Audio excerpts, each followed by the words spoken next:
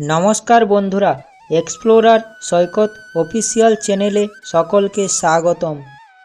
বন্ধুরা, আজ 10ই মার্চ, বাংলার 25শে ফাল্গুন, সোমবার।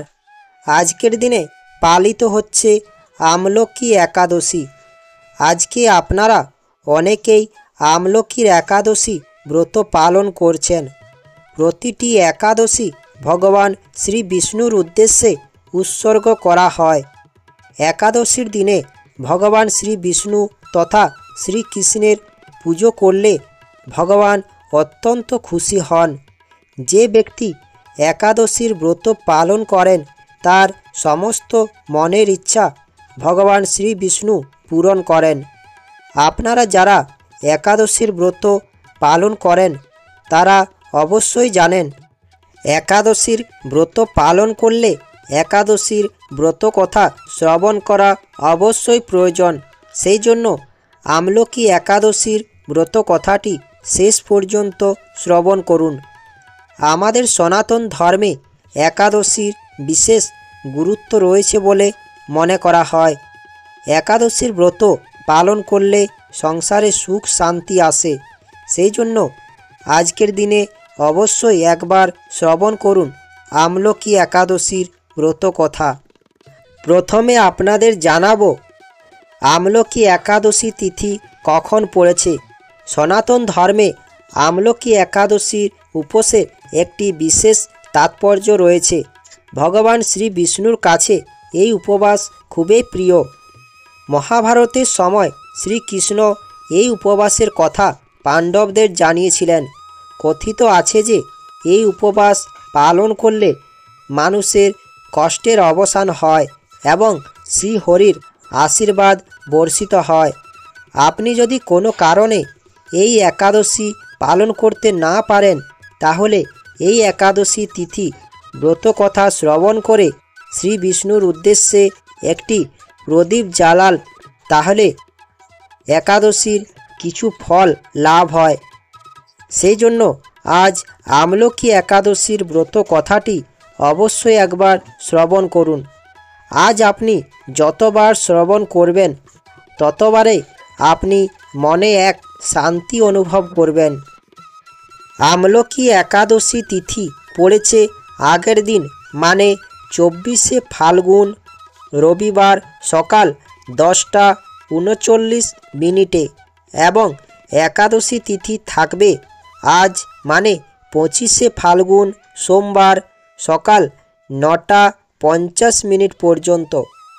আমলকি একাদশীর পারণ সময় হল 11ই মার্চ সকাল 6:35 থেকে সকাল 8:13 পর্যন্ত পালন করতে পারবেন। সমস্ত একাদশীর মধ্যে আমলকি একাদশীকে শ্রেষ্ঠ স্থান প্রদান করা হয়েছে। প্রতি বছর ফাল্গুন মাসের শুক্লপক্ষে এই একাদশী পালিত হয়।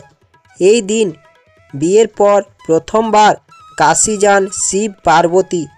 তখন আবির দিয়ে তাকে স্বাগত জানানো হয়। এ কারণে এই একাদশী তিথি রঙ্গভরি একাদশী নামেও পরিচিত।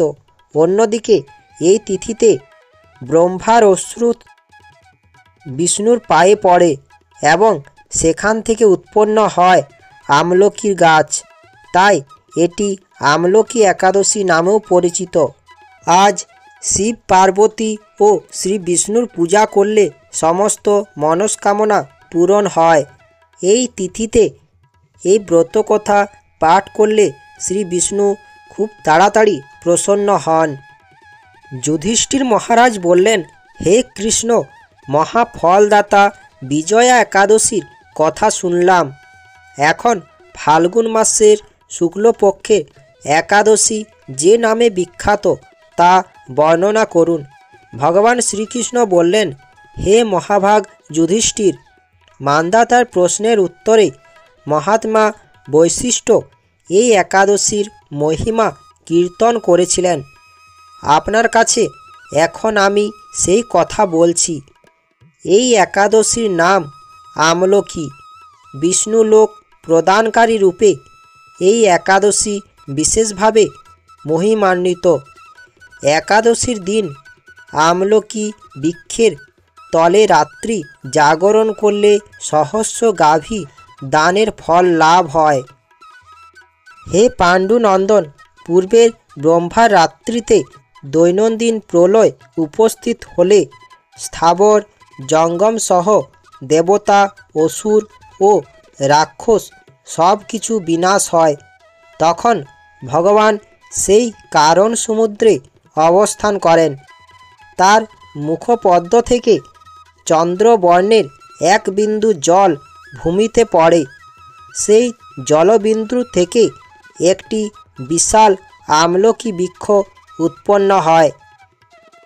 এই বৃক্ষের স্মরণ মাত্র গোদানের ফল দর্শনে তাহার দ্বিগুণ এবং এর ফল ভক্ষণে 3 গুণ ফল লাভ হয়।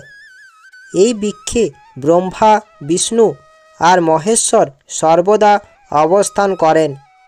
এর প্রতিটি শাখা প্রশাখা ও পাতায় ঋষি, দেবতা ও প্রজাপতিগণ বাস করেন। এই বৃক্ষকে সমস্ত বৃক্ষের আদি বলা হয় এবং তা পরম বৈষ্ণব রূপে ব্রতের একটি অমৃত ইতিহাস আপনার কাছে বর্ণনা করছি। প্রাচীনকালে বৈদিশ নামে এক প্রসিদ্ধ নগর ছিল। এই নগরে চৈত্ররথ নামে এক রাজা রাজত্ব করতেন। চন্দ্রবংশীয় পাশবিন্দুক রাজার পুত্ররূপে তিনি জন্মগ্রহণ করেন। তিনি অত্যন্ত শক্তিমান ও ঐশ্বর্যশালী ছিলেন। শাস্ত্রজ্ঞানেও তিনি ছিলেন সুনিপুণ। তার রাজ্যের সর্বত্রই মনোরম আনন্দপূর্ণ এক দিব্য পরিবেশ লক্ষ্য করা যেত। প্রজারা ছিলেন বিষ্ণু ভক্তি পরায়ণ। সকলেই একাদশীর ব্রত পালন করতেন। তার রাজ্যে কোনো অভাব অমঙ্গল ছিল না। এইভাবে প্রজাদের নিয়ে রাজা চৈত্ররথ সুখে দিনযাপন করতে লাগলেন। এক সময় ফাল্গুন মাসের শুক্লপক্ষে আমলকি একাদশী হওয়ায় রাজ্যের সকলে এই ব্রত পালনের সংকল্প করলেন। ওই দিন প্রাতঃস্নানের পর প্রজাদের নিয়ে রাজা ভগবান শ্রী বিষ্ণুর মন্দিরে যান। সেখানে সুবাসিত জলপূর্ণ কলস, ছত্র, বস্ত্র, পাদুকা, পঞ্চরত্ন ইত্যাদি দিয়ে সাজিয়ে স্থাপন করেন। তারপর ধূপ দীপ দিয়ে যত্ন সহকারে মুনি ঋষিদের দ্বারা শ্রী পরশুরাম মূর্তি সমন্বিত আমলকির পূজা করেন। হে পরশুরাম, হে রেণুকার সুখবর্ধক, হে রাত্রি, হে পাপ বিনাশিনী আমলকি, তোমাকে প্রণাম। আমার অর্ঘ্য জল গ্রহণ করো। এভাবে দিনে যথাবিধি পূজা, স্তব, স্তুতি, নিত্যগীত করে রাজা ভক্তিভরে সেই বিষ্ণু মন্দিরে রাত্রি জাগরণ করতে লাগলেন। এমন সময় দৈবযোগে একটি ব্যাধ সেখানে উপস্থিত হন। পূজা সামগ্রী সহ বহু ব্যক্তিকে একত্রে রাত্রি জাগরণ করতে দেখে সে কৌতূহলকান্ত হন। সে ভাবল, এইসব কি ব্যাপার? বিষ্ণু মন্দিরে প্রবেশ করে সে বসে পড়ল। কলসের উপরে স্থাপিত বিষ্ণু মূর্তি দর্শন করল। ভগবান শ্রী বিষ্ণু এবং একাদশীর মাহাত্ম্য সে মনোযোগ দিয়ে শুনল। সারাদিন ওই ব্যাধ কিছুই আহার করেনি। এইভাবে ক্ষুধায় কাতর হয়ে সেখানে সে রাত্রি জাগরণ করল। পরের দিন প্রজাসহ রাজা নগরের দিকে যাত্রা করলেন। সেই ব্যাধও তার গৃহে ফিরে গেল। এরপর এক সময় ব্যাধের মৃত্যু হলো। একাদশীতে রাত্রি জাগরণ ব্রতর প্রভাবে সেই ব্যাধ পরবর্তী জন্মে এক রাজ্যের অধীশ্বর রূপে নিযুক্ত হন। জয়ন্তী নামে এক নগরী ছিল। সেখানে বিদূষক নামে এক রাজা বাস করতেন। ওই ব্যাধ বিদূষক রাজার মহাবলী পুত্ররূপে জন্মগ্রহণ করেন। তার নাম হয় বসুরথ। 1,00,000 গ্রামের অধিপত্য তিনি লাভ করলেন। তিনি ছিলেন সূর্যের মতো তেজস্বী, চন্দ্রের মতো কান্তিমান ও পৃথিবীর মতো ক্ষমাশীল। বিভিন্ন সদ্গুণে ভূষিত বসুরথ পরম বিষ্ণু ভক্তি পরায়ণ হন। এই মহাদাতা রাজার একবার শিকার করতে গিয়ে পথ ভুলে যান।